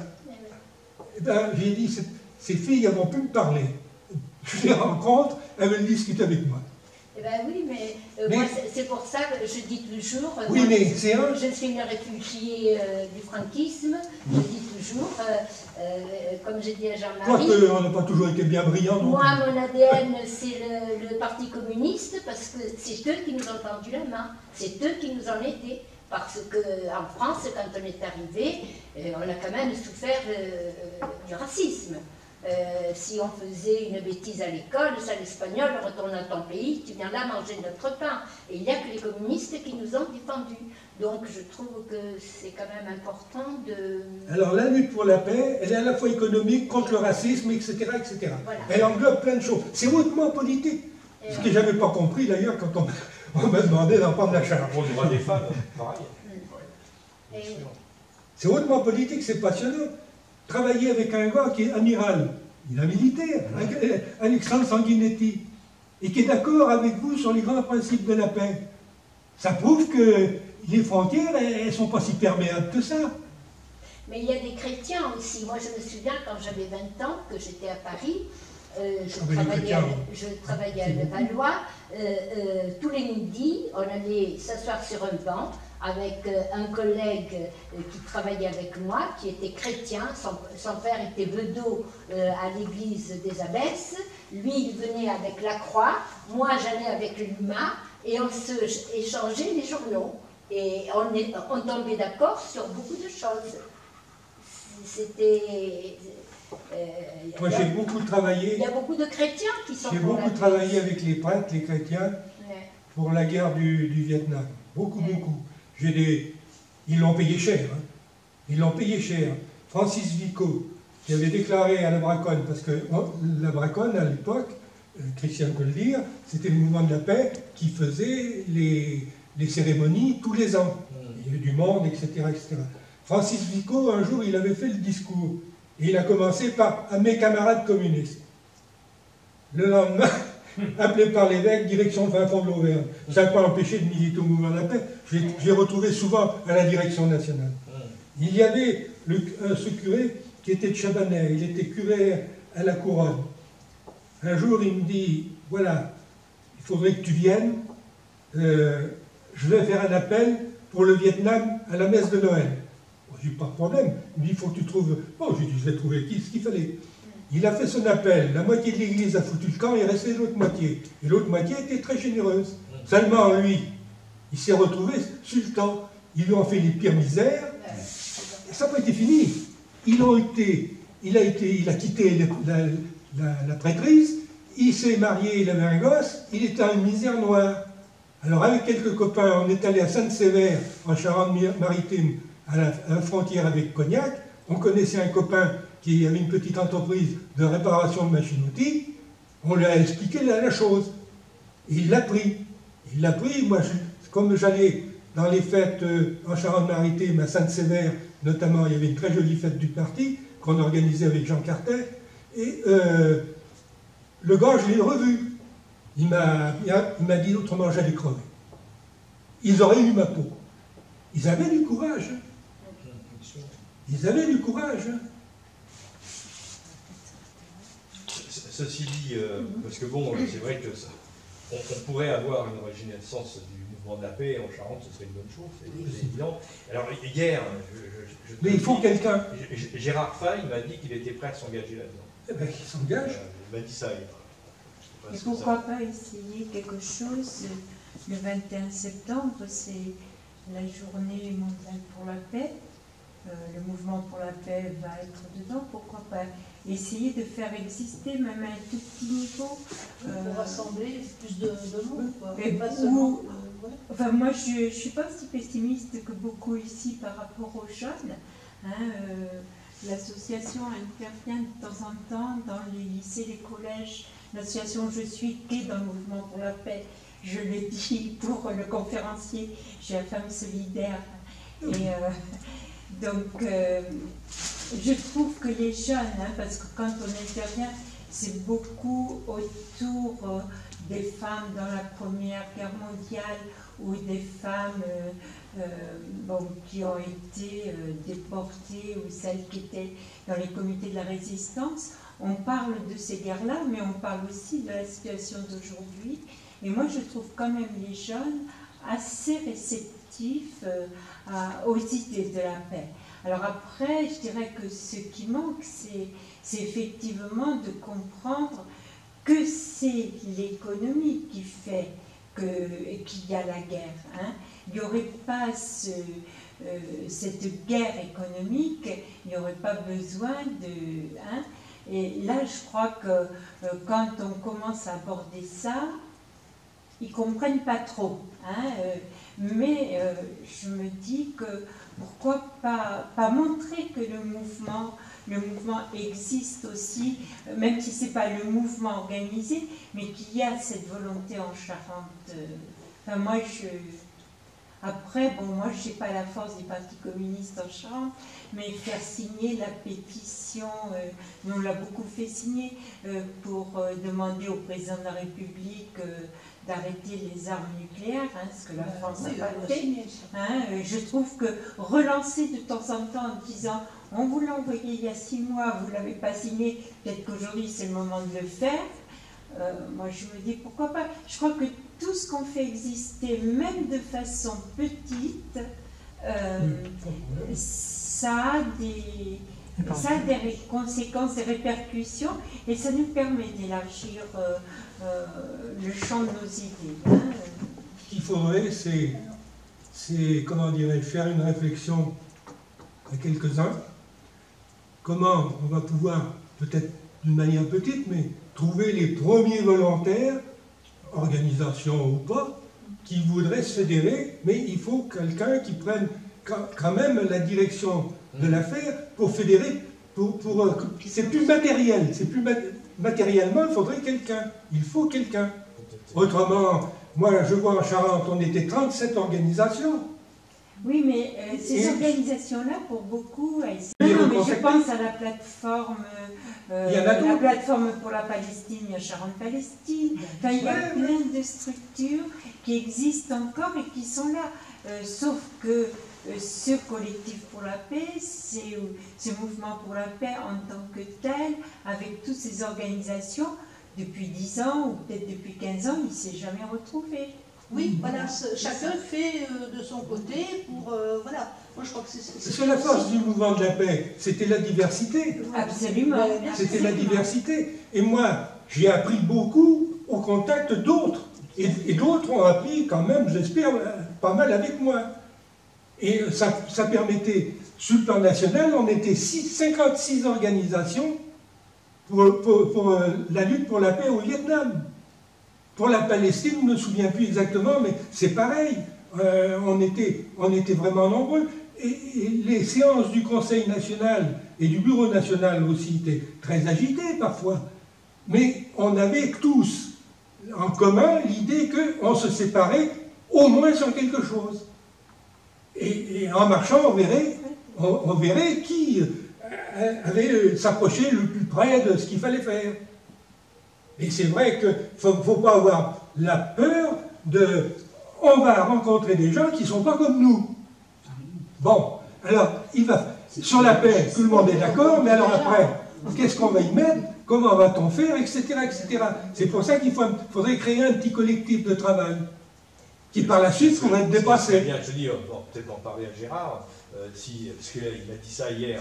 Ça que c'était une bonne idée. Quelqu'un qui a envie de s'investir là-dedans, parce que... Moi, je ne serais pas comme si je le ferais, mais je peux pas. Voilà. Ceci dit, peut-être que ton idée est bonne, d'ailleurs, c'est d'essayer de se dire, peut-être que la première chose à faire, c'est sur la réactivation du mouvement de la paix, mais avec des objectifs, comme bien sûr. La suppression des armes nucléaires, la sortie de l'OTAN. Il y a quelques points forts qui peuvent rassembler largement, et je pense que ça peut rassembler, en les invitant, des mouvements entre guillemets de gauche, hein, qui aujourd'hui sont préoccupés de ces questions-là, et ça, comme elle l'explique, je pense qu'ils sont nombreux, mais ça peut aller au-delà.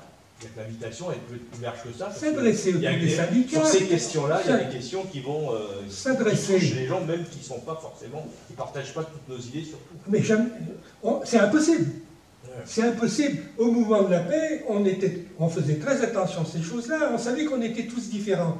Mais on fait la grande victoire, c'est qu'on marchait ensemble. Moi, je n'ai pas connu de crise.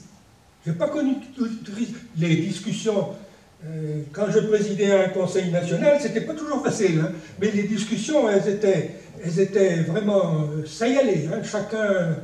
Et puis, on aboutissait à un minimum, et parfois à des grandes choses. Moi, je reviens un peu sur la méthode.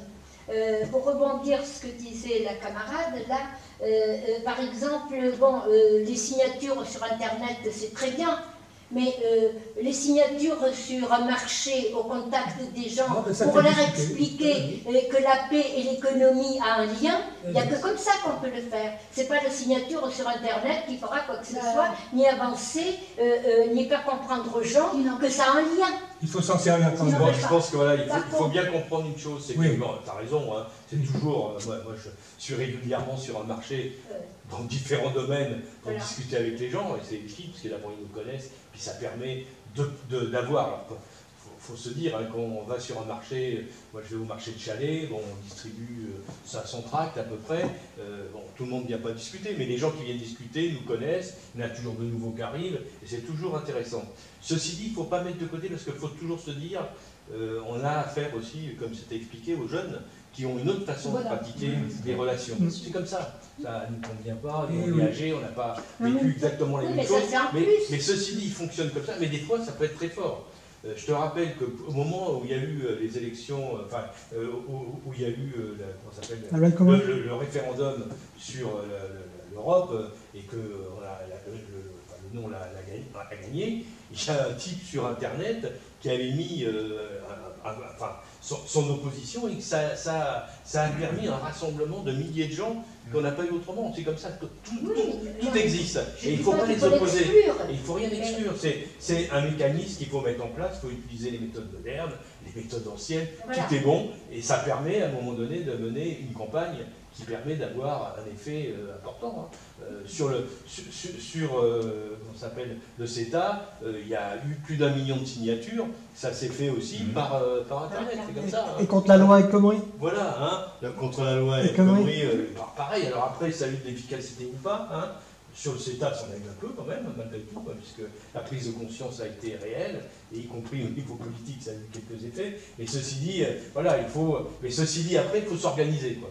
Voilà. C'est ça, il faut s'organiser. Pour s'organiser, il faut du monde, hein, parce qu'aller sur les marchés, c'est bien. Mais tu sais, moi, dans ma section, quand on va sur le marché, on est 2, on est 3. C'est toujours les mêmes. Et c'est tout, et puis c'est toujours nous. Au niveau de la section d'Angoulême, ça fait déjà, je ne sais plus combien ça fait, mais ça fait déjà quelques mois qu'on avait relancé pour la paix. Hein. Bah, c'est bien. Je ne sais plus, Irène, tu peux peut-être me dire, mais ça fait presque un an que à chaque fois je dis, c'est quelque chose qui doit nous... Mais bon, il ne faut pas qu'on reste que nous. C'est vrai que c'est autour, parce qu'il y a plein d'associations qui militent. Ce que vous avez dit est intéressant. Je pense qu'il faudrait que... Parce que je crois que, par exemple, pour la Palestine, ils se mettent là-bas près de chez eux. Voilà, lundi, il y a quelque chose aussi. Et ils discutent avec les gens, ils sont là, bon, voilà, ils ont le contact, et il y a quand même pas mal de monde à leur manifestation. Hein. Et il ne faut pas empêcher non plus, même qu'ils soient au mouvement de la paix, qu'ils aient leur propre organisation et qu'ils militent pour leur propre organisation. Ça n'a pas... Et que le mouvement de la paix participe inévitablement à rechercher la paix en Palestine. J'appelle ça la guerre de 100 ans. Parce qu'en 68, quand je suis rentré au mouvement de la paix, en 67 ou 68, on se battait déjà pour. Alors... c'est pas fini, ça date de longtemps, c'est sûr. Là, on peut essayer de voir, il faut qu'on en passe par la Gérard peut-être, parce que et pourquoi quand il y aurait 2 ou 3 personnes ou de l'accord, il faut écrire à la direction du du mouvement de la paix, au siège. Bien sûr, Il y aura de l'aide. Comme on a fait avec la non, l'humanité. André, il faut déjà qu'on fasse quelque chose au niveau de la Charente. Mais on n'aurait pas pu Ouais, mais ça, de la c'est paix. C'est plus avec nos associations qu'on a autour, il y a plein Oui, d'associations. mais si vous aurez tous les arguments, vous aurez beaucoup plus d'arguments, beaucoup plus de dossiers, etc. Hein, je ne sais pas si Combat pour la paix existe encore, j'en sais rien. Si, Il existe Moi, je encore. reçois par Non, mais Internet il y a. toutes les informations que vous Enfin, moi, je avez. sais qu'au sein de Femmes Solidaires, on reçoit la newsletter du Mouvement pour la paix. Moi, je la transfère à toutes les adhérentes tous les mois. Hein. Et on a fait venir, il y a 2 ans, 3 ans, quelqu'un qui est au Conseil national du Mouvement pour la paix pour une petite conférence qu'on avait décidée entre nous. On a été surprise, on avait 80 personnes à la FTP. Ça veut dire que c'est... Enfin, moi, je suis venue aujourd'hui, je pensais qu'il y aurait autant de monde, hein, parce que je me disais, nous, on avait des femmes, donc là, je me disais, il y aura un public mixte, mais c'est vrai que Marie-Claire, donc au Conseil national maintenant, elle a surtout parlé de pourquoi, comme femme, on tenait à la paix, hein, puisque c'était là-dessus qu'on lui avait demandé d'intervenir. Il y avait des hommes hein, qui étaient là, hein, parce que certains, tu y étais, oui, Reine, mais je crois que c'est vraiment un sujet qui nous est chevillé au corps. Ça, Je le dis souvent, moi, il y a la guerre, toutes vos revendications sociales, etc., où irez-vous les chercher? Ça passe tout à travers. Quand il y a la guerre, il n'y a plus d'activité culturelle, etc. Et ceci dit, d'ailleurs, ce qui aide beaucoup, et ce qui nous a aidé beaucoup au mouvement de la paix, c'est notre activité culturelle. On faisait, je me rappelle, j'avais lancé des expositions L'Art et la paix. Et dans les salons de l'hôtel de ville d'Angoulême, dans les salons d'hôtel, on avait réussi à obtenir les salons de l'hôtel de ville, on faisait des expositions extraordinaires, avec des artistes locaux, mais aussi nationaux, hein, les lithographies de Picasso, etc. etc. À la fête de l'UMA, il y a souvent, par le mouvement de la paix, des expositions qui sont d'œuvres d'art. Hein, Et alors là, c'était doublement rentable. C'était rentable sur le point de vue idée, brassage des gens, on se faisait connaître, on avait des adhérents, etc. Et sur le côté, il faut un peu d'argent aussi. Et ceux qui nous achetaient, et ça faisait de l'argent aussi c'était l'occasion d'avoir de l'argent pour le national. Parce que finalement, je ne sais pas, mais moi ce qui m'a toujours frappé, c'est que dans les coups durs, pendant la résistance, etc., les poètes avaient une grande aura. Les poètes, c'était les poèmes clandestins, celui au ciel qui croyait au ciel et celui qui ne croyait pas, liberté, j'écris ton nom, etc. Ça guidait les gars dans la bataille. Et même dans un moment pacifique, la culture, d'abord on voit bien pourquoi il écrase, il n'en veut pas de culture, hein. C'est lamentable, c'est minable, parce que ça donne à réfléchir, ça motive pour une lutte. La liberté, ça motive, etc. etc. Donc c'est toute une mise en route de ces choses qu'il faudrait faire avec un collectif de départ, en liaison avec la direction nationale. André, on va peut-être s'arrêter là sur ce fait-là de l'engagement possible de certains, et puis des choses à faire, tout simplement.